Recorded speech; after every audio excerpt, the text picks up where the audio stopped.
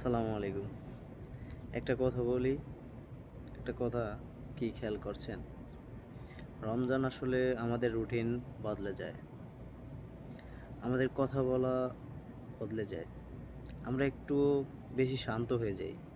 কিন্তু আমার প্রশ্ন হলো, এই পরিবর্তন কি শুধু ৩০ দিনের জন্য?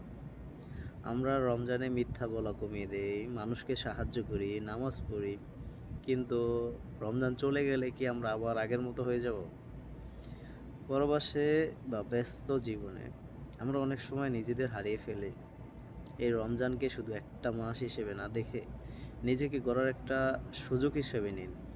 আজ থেকে একটা অভ্যাস গড়ি, যেটা রমজান চলে গেলেও আমাদের সাথে থাকবে।